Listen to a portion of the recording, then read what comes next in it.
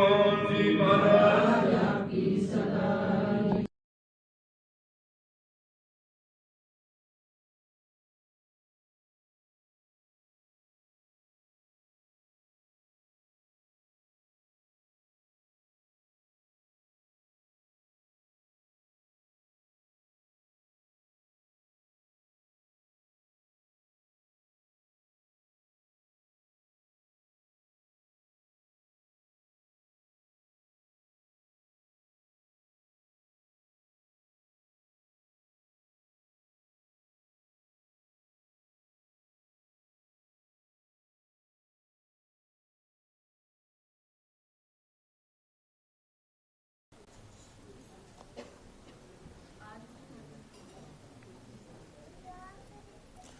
ओम ओम है आखदा दिल मेरा, श्री ओम नारायण कहलाउण वाले। तुसी दीन दयाल किरपाल साडे, साडे दिलां दी आस पुजाउण वाले। साडे सिर ते हर नाम जी दा हथ होवे, हरि नाम दा रंग चढ़ाउण वाले। शरधा राम जी उन्हां नूं तार दिंदे, शरधा नाल जेड़े इत्थे आउण वाले। शरधा राम जी उन्हां नूं तार दिंदे, जेड़े इत्थे आउण वाले। माता ईश्वरां दे सोहणे लाल नावे, माता ईश्वरां दे सोहणे लाल नावे। तेरे जिहा ना माई दा लाल कोई, सारे जग दा चन ते नूर भरिया। तेरे नाल दी नहीं मिसाल कोई। नंदा चौर जो जगते साजिया तू, नंदा चौर जो जगते साजिया तू। इस जिहा न जगते द्वार कोई, तेरे ओम मंदिर जैसा नहीं मंदिर। देखो धरत आकाश दी भाल कोई, तेरे ओम मंदिर जैसा नहीं मंदिर। देखो धरत आकाश दी भाल कोई। ओम बापू श्रद्धा राम जी महाराज आपकी सदा जय। बापू हर भगवान जी महाराज आपकी सदा जय। परम पूजनीय बापू ओम जी महाराज जी के पावन पवित्र दरबार में हाजिरियां भर रही बापू जी की लाडली और प्यारी साध संगत जी, बड़े सौभाग्यशाली हैं हम कि हम हर रोज सुबह अमृत वेले उठकर स्नान करके गुरु दरबार में आते हैं नतमस्तक होने के लिए और सत्संग करते हैं, कथा श्रवण करते हैं, अपने जीवन को सार्थक कर रहे हैं। यह संतों का दरबार है, महापुरुषों का दरबार है, बापू ओम जी का दरबार, बापू हरनाम जी का दरबार, बापू श्रद्धा राम जी का दरबार है। गुरबानी में संत की व्याख्या करते हुए लिखा है, जो हर पल हर श्वास नाम का सिमरन करे, जिसका कोई भी पल खाली न जाए, वो है संत। ऐसे ही थे हमारे बापू श्रद्धा राम जी महाराज, जिन्होंने हर पल हर श्वास नाम का सिमरन किया, गुरबानी का जाप किया। गुरबानी का जाप करते करते एक दिन गुरबानी में ही हो गए,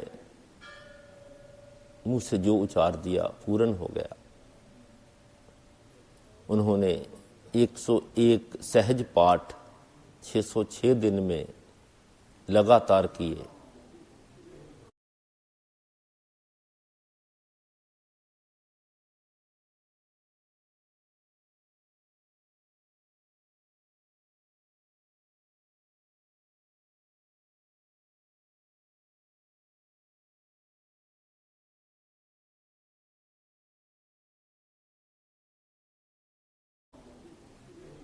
श्रद्धा राम जी ने अपनाया।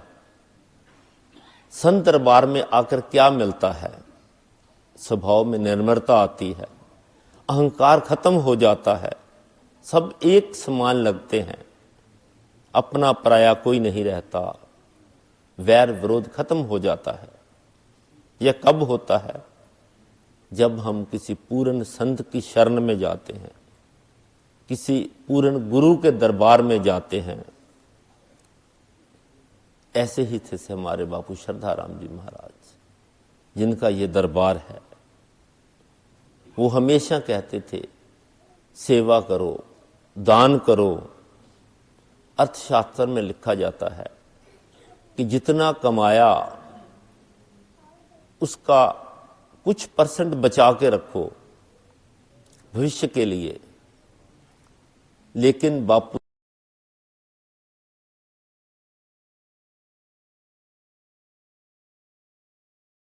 श्रद्धाराम से दोनों हाथों से बांटते चले जाओ। जैसे जैसे ये बांटोगे वे वैसे वैसे ही बढ़ता चला जाएगा। बापू श्रद्धाराम जी ने भी ऐसा ही किया, दोनों हाथों से बांटा, संगतों को निहाल कर दिया। उनकी की हुई तपस्या आज भी फलीभूत हो रही है।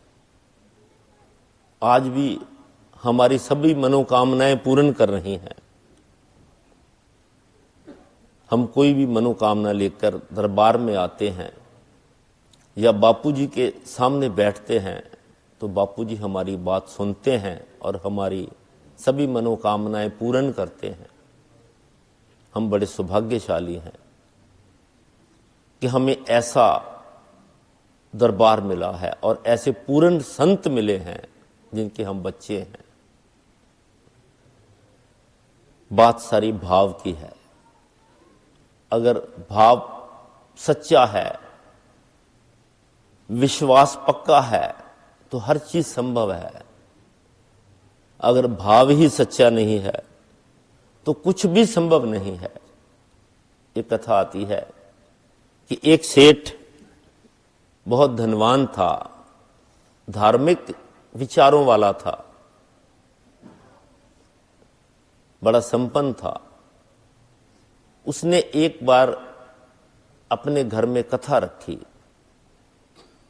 बनारस से विद्वान शास्त्री बुलाया गया कथा करने के लिए। सारे गांव को न्योता दिया गया। भंडारा रोज होता। वो शास्त्री जी कथा करते।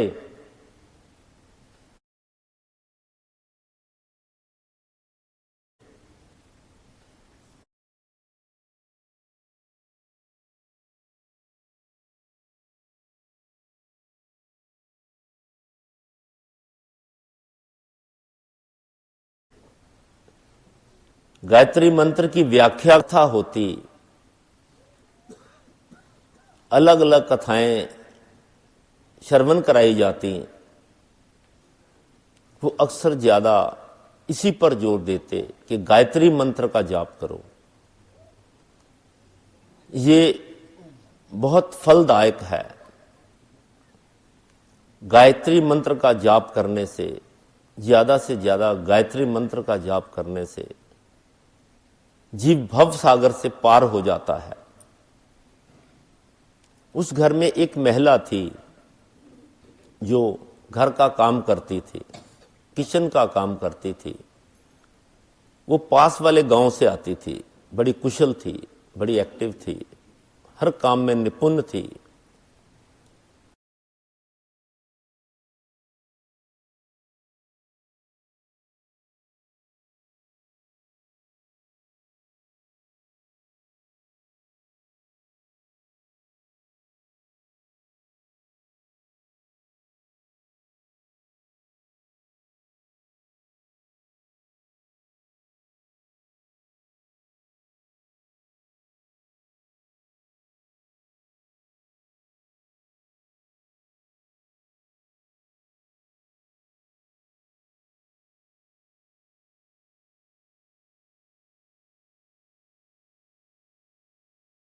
खास दिन बीत गए, अंतिम दिन आ गया कथा संपूर्ण करने का। तो वो जो महिला थी जो घर में काम करती थी, पास वाले गांव में से आती थी। उसने शास्त्री जी से कहा, गुरुदेव मैं बहुत गरीब हूं, मेरी एक तमन्ना है कि आप आज शाम का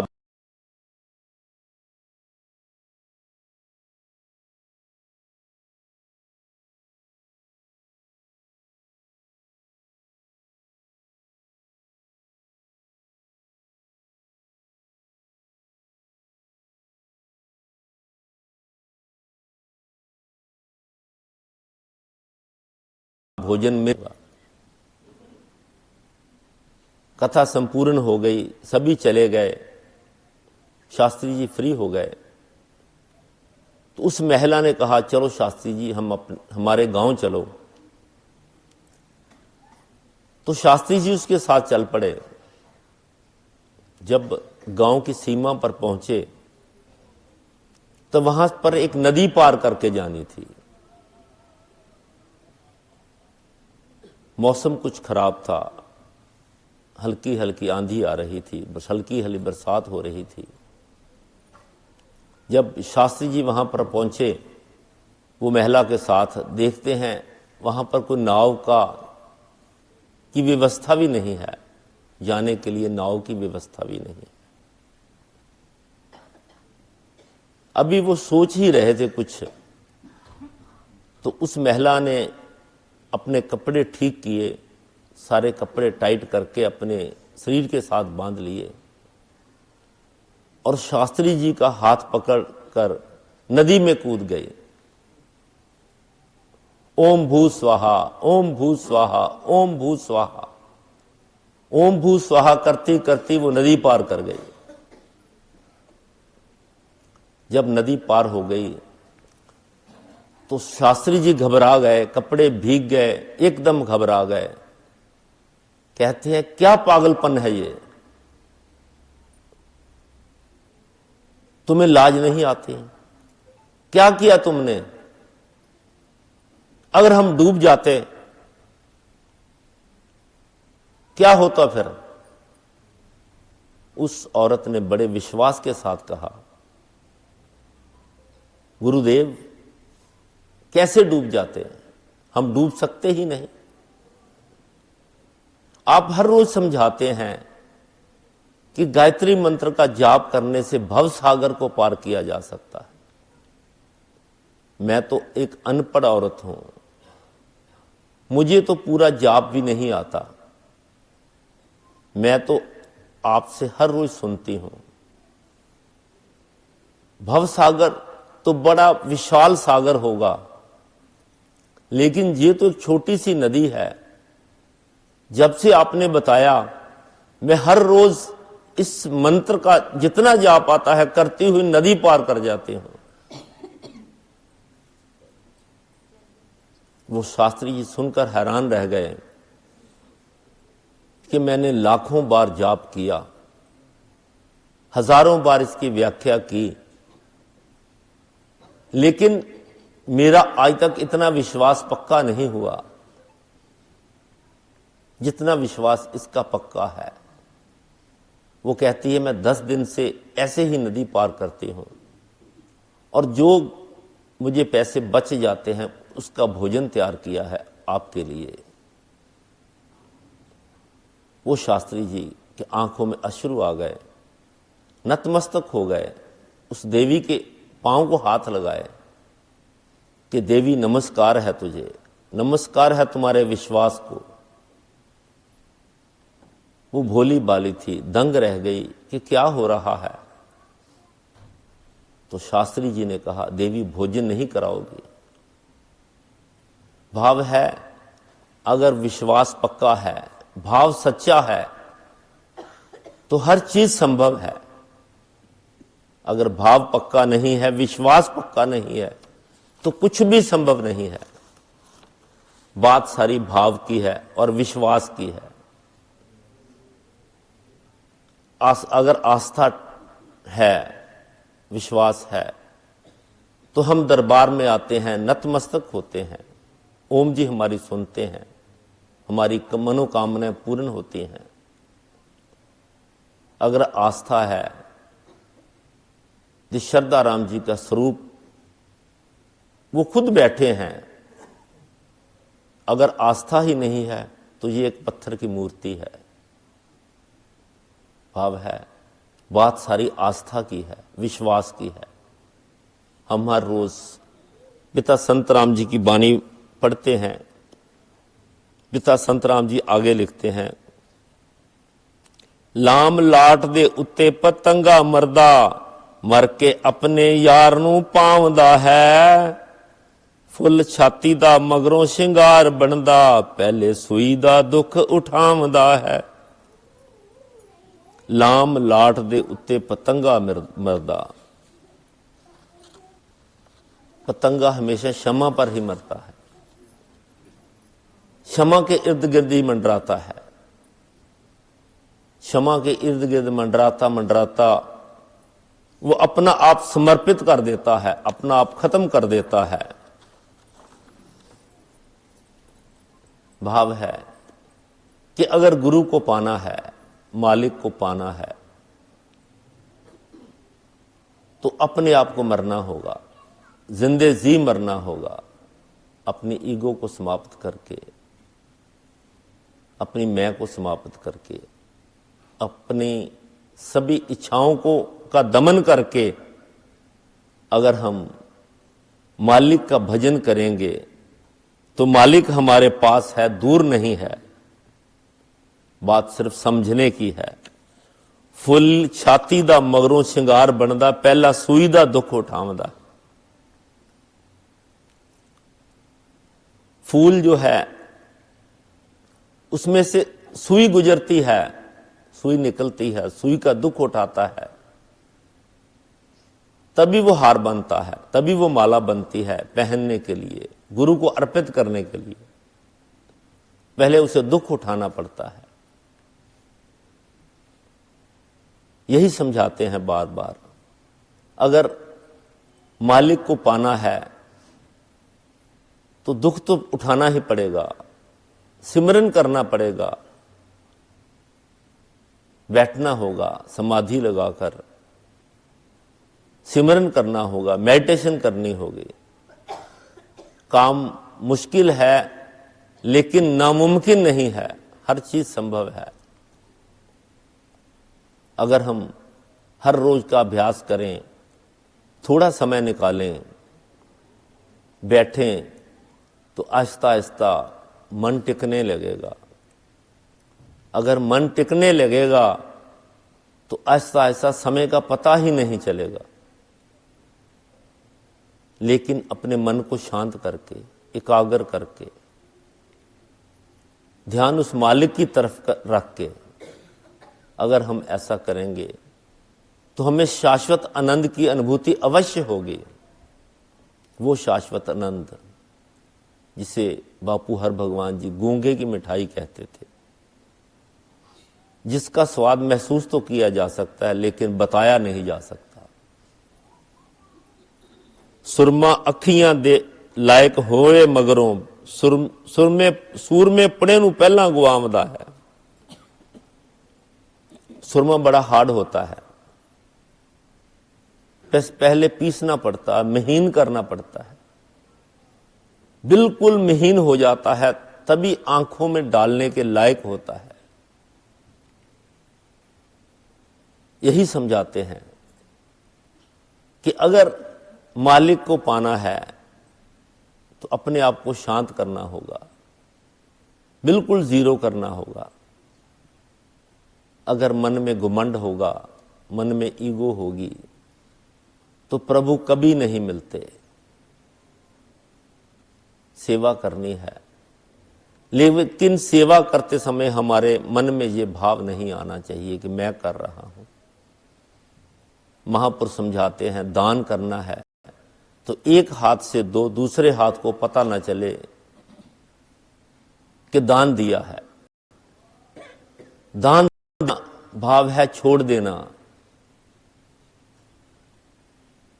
अगर हमने दान दे दिया तो मन में यही ख्याल रहा, छोड़ा ही नहीं कि मैंने दान दे दिया, मैंने ये कर दिया, मैंने वो कर दिया, मेरा ये काम हो जाए, मेरा वो काम हो जाए, दे दिया ये प्रभु की अपार कृपा थी सी, उन्होंने हमें इस काबिल बनाया, हमने दिया है। तो मालिक के दिए हुए में हमने कुछ हिस्सा मालिक को अर्पित कर दिया, उसमें हमारा क्या है तो सब उस मालिक का ही। ਜਿਉਂਦਾ ਮਰੇ ਤਾਂ ਮਿਲੇ ਕਰਤਾਰ ਤੈਨੂੰ, संत दास ये बचन सुनाਉਂਦਾ है। बात वही आती है बार बार, जिਉਂदा मरे, जींदे जी मरना पड़ेगा, अपने आप को मारना पड़ेगा, अपनी इच्छाओं का दमन करना होगा, अपनी इंद्रियों पर कंट्रोल करना होगा। जब ऐसा करेंगे तब वो मालिक मिलेगा। अगर हम माया में ही घूमते रहे, माया में ही जकड़े रहे, तो मालिक कभी नहीं मिलता। बुल्ले शाह से पूछा था ना किसी ने कि रब कैसे पाया जाता है, तो उसने कहा रब दा की पाना, इधरों पुटना ते इधर लाना। बात बहुत मामूली सी है, बात बहुत माइनर सी है, लेकिन अगर सच्चे भाव से करो तो एक पल लगता है। अगर भाव सच्चा नहीं तो कई जन्म निकल जाते हैं, वो मालिक नहीं मिलता। हमें अपने भाव को सच्चा करना है, आराधना करके, साधना करके, सेवा करके, सत्संग करके। कथा आती है जब प्रभु राम को वनवास हो गया,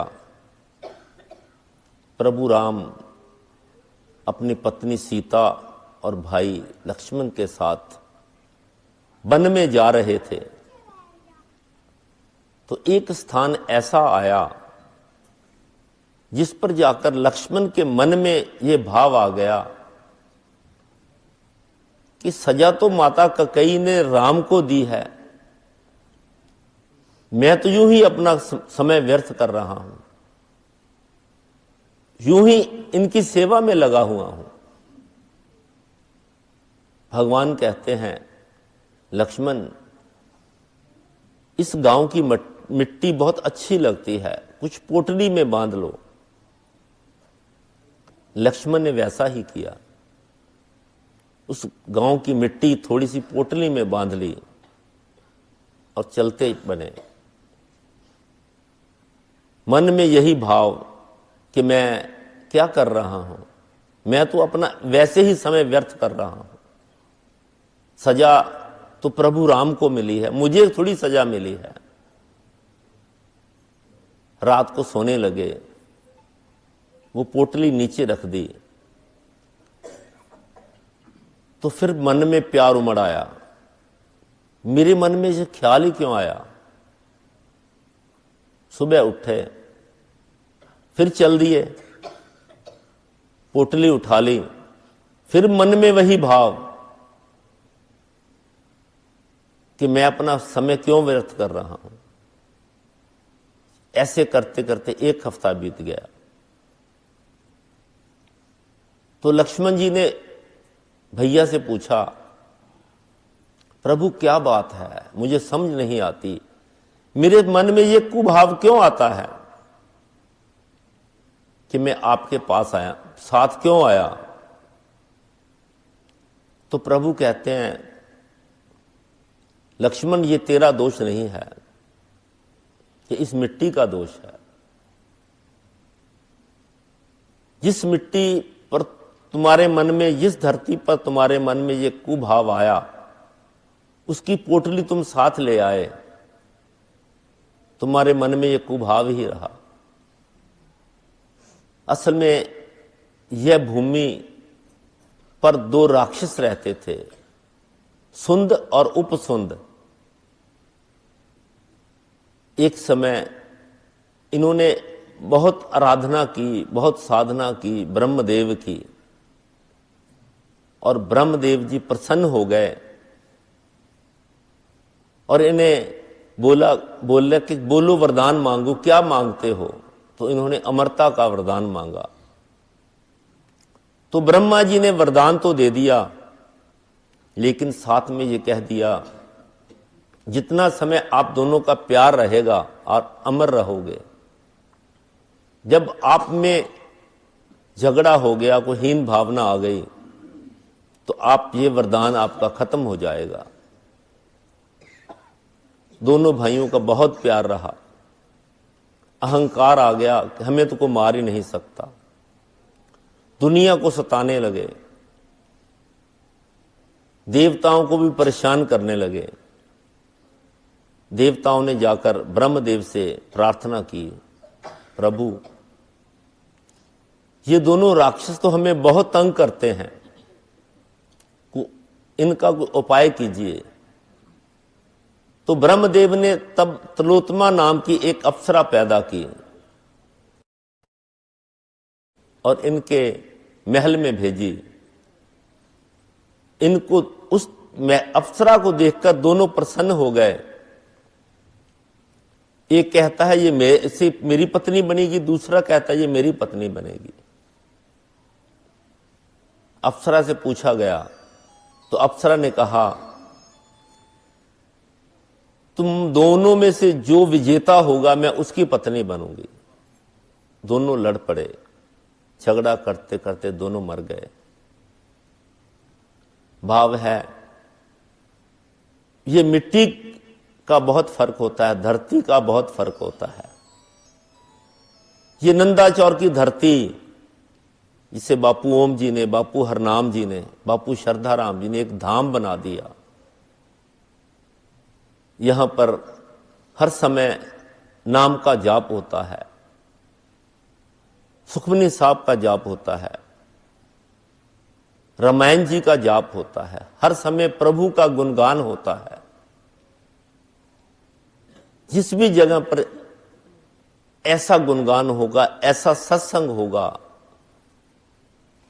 वो धरती पवित्र हो जाएगी। वहां पर नतमस्तक होने से भी हमारी सभी मनोकामनाएं पूर्ण हो जाएंगी। हम हर रोज मांग मात की कथा श्रवण करते हैं। अगले अध्याय में आता है, पथिक कहने लगा, हे प्रेत, तुमने सारस के वचन किस प्रकार और क्या सुने थे, सो कृपा करके कहिए। प्रेत कहने लगा कि इस वन में कुहरा नाम की एक नदी पर्वत से निकलती है। मैं घूमता घुमाता उस नदी के किनारे पहुंचा और थकावट दूर करने के लिए वहां पर ठहर गया। उसी समय लाल मुख और तीखे दांतों वाला एक बड़ा बंदर वृक्ष से उतरकर जल्दी से वहां पर आया। यहां पर एक सारस सोया हुआ था। उस चंचल बंदर ने कई एक पक्षियों को देखा। उस सोए हुए सारस को दृढ़ता से पैरों से पकड़ लिया और तो सब पक्षी उड़कर वहां से चले गए, परंतु सारसी भयभीत होकर विलाप करती हुई वहां ही रुक गई। नींद के दूर होने तथा भय से नेत्र खोलकर सारस ने बंदर को देखा और मधुर वाणी से कहने लगा, हे बंदर, तुम बिना अपराध मुझको क्यों दुख देते हो? इस संसार में राजा भी केवल अपराधियों को ही दंड देता है। तुम्हारे जैसे श्रेष्ठ प्राणी किसी को पीड़ा नहीं देते, इस अहिंसक और दूसरों के कर्मों को नहीं देखते। जल की काई खाने वाले, आकाश में उड़ने वाले, वन में रहने वाले, अपनी स्त्री से प्रेम करने वाले, दूसरों की स्त्री को त्यागने वाले, दूसरों की बुराई से दूर रहने वाले, चोरी ना करने वाले, बुरों की संगत से वर्जित, किसी को कष्ट ना देने वाले, सो इस प्रकार मुझ निरपराधी को हे बंदर छोड़ दो। मैं तुम्हारे पहले जन्म के वृत्तांत को जानता हूं। यह वचन सुनकर वह बंदर उसको छोड़कर दूर बैठ गया और कहने लगा, मेरे पूर्व जन्म का वृत्तांत को कैसे जानते हो? तुम अज्ञानी पक्षी हो और मैं वन में घूमने वाला हूं। सारस कहने लगा, मैं अपनी जाति की स्मृति के बल से तुम्हारे पूर्व जन्म का सब हाल जानता हूं। तुम पूर्व जन्म में विंध्याचल पर्वत के राजा थे और मैं तुम्हारे कुल का राज पुरोहित। तुम राजा होकर अपनी प्रजा को पीड़ा दिया करते थे। विवेकहीन तुमने बहुत सा धन इकट्ठा किया। सो वानर, प्रजा को पीड़ित रूपी अग्नि से, ज्वाला से तुम पहले ही तप कर चुके हो। पहले तुम कुंभी पाक नरक में गिरे गए। तुम्हारे शरीर को नरक से 3000 वर्ष बीत गए। फिर नरक से निकलकर तुम बचे हुए पापों के कारण इस बंदर की योनि में आए और मुझको मारना चाहते हो। पूर्व जन्म में तुमने ब्राह्मणों के बाग से लूटकर बलपूर्वक फल खाए थे। उसका यह भयंकर फल हुआ कि तुम वानर और वनवासी हुए। प्राणी अश्वमेव अपने किए हुए कर्मों को भोगता है, उसको देवता भी हटा नहीं सकते। इस प्रकार मैं सारस का जन्म लेकर भी अज्ञान से मोहित नहीं हुआ। इतनी कथा सुनकर वानर कहने लगा कि यदि ठीक ही जानते हो तो बताओ तुम पक्षी कैसे हुए। सारस कहने लगा, मेरी दुर्गति का कारण भी सुनो। तुमने नर्मदा नदी के किनारे पर सूर्य ग्रहण के समय बहुत से ब्राह्मणों को के निमित्त 100 ढेर अन्न के दान दिए थे। मैंने पुरोहिताई के मध्य में थोड़ा सा ब्राह्मणों को दिया और बाकी सारा मैं आप ले गया। इन ब्राह्मणों के द्रव्य का अपहरण करके मैं पाप से पहले कालसूत्र नरक में और फिर रक्त कदूम नरक में, जहां पर भी बड़े बड़े कीड़े हैं और रक्त तथा पीप से भरा हुआ नाभि तक नीचे सिर और ऊपर पैर किए हुए पीप चाटता हुआ उस दुर्गंध वाले नरक से कीड़ों आदि में काटा जाकर 3000 वर्ष तक उस यातना को भोगता रहा। मैं नरक के दुख का वर्णन नहीं कर सकता। फिर नरक की यातना से मुक्त होकर यह सारस का जन्म पाया, क्योंकि पूर्व जन्म में अपनी बहन के घर से कांसे का बर्तन चुराया था। इसको मैंने एक ज्वारी को बेच दिया। मैं सारस योनि में आया। यह मेरी स्त्री पिछले जन्म में ब्राह्मणी थी। इसने भी कांसे की चोरी की थी। इसी से यह मेरी स्त्री और सारसी हुई। यह सब मैंने तुमसे कर्म फल कहा। अब विष की बात भी सुनो। अब मैं और तुम, यह मेरी स्त्री भी हंस हो गए और काम रूप देश में सुख से निवास करेंगे। फिर इसके पश्चात गौर योनि में और फिर जाकर दुर्लभ मनुष्य योनि को प्राप्त होंगे। इससे मनुष्य पाप और पुण्य दोनों ही कर सकता है। पर इस प्रकार शिव के माया के ये सारा जगत मोह को प्राप्त होता है। ना केवल हम ही परंतु इस संसार के सभी जीव प्रवृत्ति मार्ग से फंस कर अच्छे और बुरे कर्म करते हैं और उनका फल भोगते हैं। इसलिए सब प्राणियों को धर्म का सेवन करना चाहिए। देवता, असुर, मनुष्य, बाघ, कीड़े मकोड़े सभी से ये कंटक रूपी मार्ग नहीं छूता। केवल वेदांत जानने वाले योगी ही इस मार्ग से बच सकते हैं। इसी कारण बड़े बड़े महात्मा भी कर्म फल को काट नहीं सकते। उपाय से तथा बुद्धि से कोई भी इसको नहीं बदल सकता। तुम पहले राजा थे, फिर नरक में गए, अब बंदर की योनि में वन फिरते हो, फिर भी ऐसा ही जन्म पाओगे। ऐसा विचार कर आनंद पूर्वक और धैर्य धार कर विचरते हुए काल की प्रतीक्षा करोगे। तब वानर ने कहा, पहले जन्म में तुम्हारी पूजा करता था और अब तुमको प्रणाम करता हूं। तुम जाति के स्मरण से मेरे भी पूर्व जन्म के वृत्तांत को जानते हो। आनंद पूर्वक रहो, तुम्हारा कल्याण हो। तुम्हारे वचनों को सुनकर मैं मोह रहित होकर वन में विचरूंगा। प्रेत कहने लगा, हे पथिक, मैंने नदी के तट पर बंदर और सारस का संवाद सुना। अब मुझको बोध हो गया। मोह तथा शोक का नाश हुआ। भाव है कि किसी का धन हर लेना, बुरा कर्म करना, इससे जीव को बुरी योनि मिलती है। महापुरुष यही समझाते हैं कि हमें भूल कर भी कभी कोई ऐसा कर्म नहीं करना जिससे हमें यम की यातना भोगनी पड़े। जो हम भोग रहे हैं उसे तो हम बदल नहीं सकते, लेकिन जो आगे वाला समय है वो ऐसा ना आए कि जो हमें कोई तकलीफ दे, कोई प्रॉब्लम दे। इसीलिए हमें अच्छे कर्म करने चाहिए। कथा आती है गुरु नानक देव जी की। गुरु नानक देव जी एक बार एक गांव में जा रहे थे। वहां पर एक गरीब की कुटिया थी, उसके आगे से गुजरे तो वहां रुक गए। उस घर के अंदर से एक सज्जन बाहर आए। उन्होंने गुरु नानक देव जी, बाला और मर्दाना का स्वागत किया और कहा, प्रभु कृपा करें, कुछ दिन हमारे पास रहें। तो गुरु नानक देव जी ने कहा, अच्छा बेटा कोई बात नहीं, आज की रात हम तुम्हारे पास रहेंगे। मौसम कुछ खराब था, हल्की हल्की बरसात हो रही थी। तो उस कुटिया वाले ने, उस सज्जन ने अपनी पत्नी से सलाह की और गुरु नानक देव जी को अंदर सुला दिया कुटिया के। और दोनों भाई बाला और मर्दाना जी का जो आसन था नीचे लगा दिया और आप कुटिया के बाहर छप्पर था उसके में सो गए। रात को बरसात कुछ ज्यादा हो गई। उनके मन में आया कहीं कुटिया लीक न करे।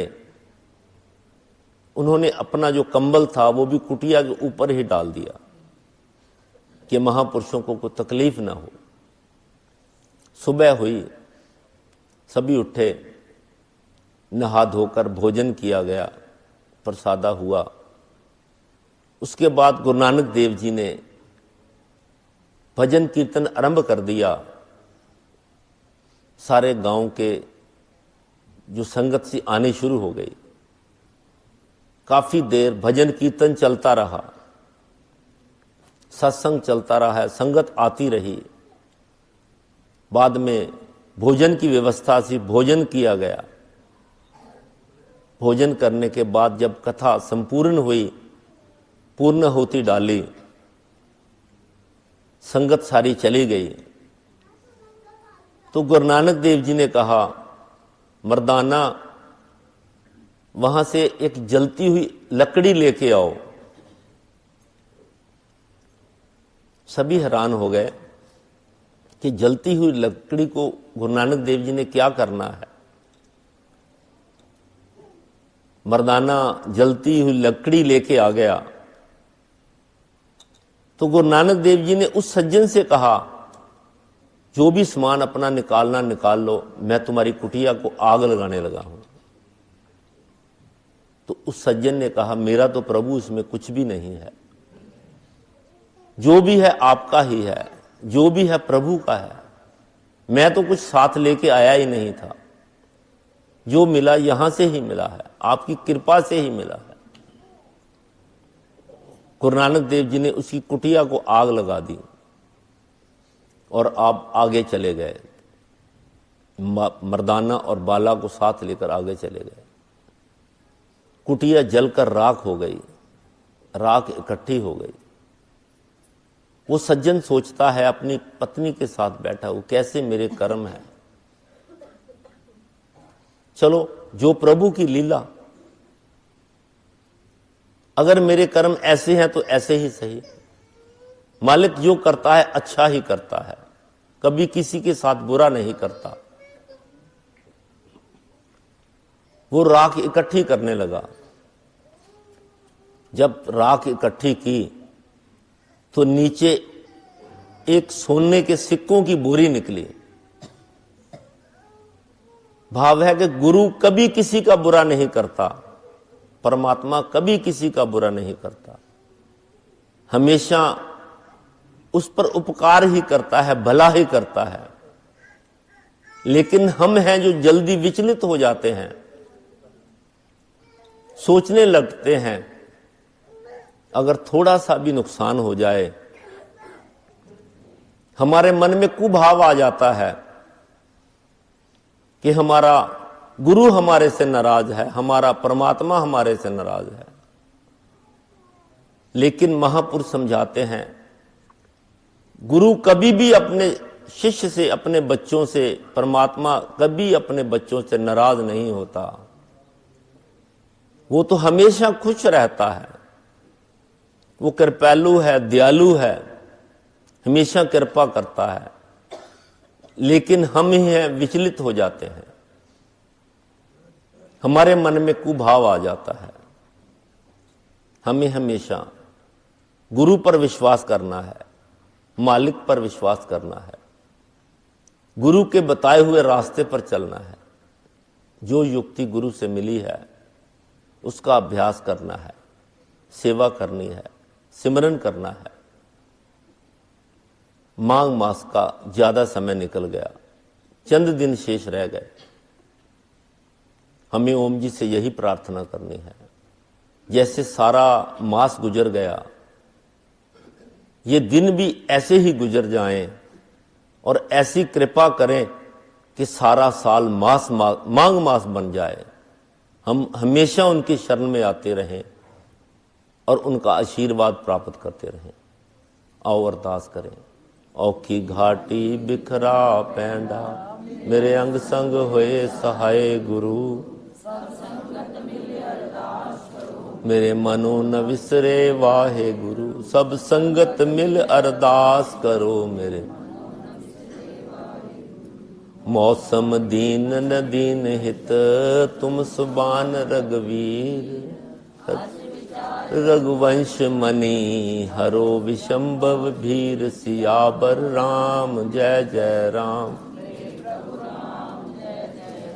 करो कल्याण सीता राम, मेरे मन बसियो राजा राम। भज मन नारायण नारायण नारायण।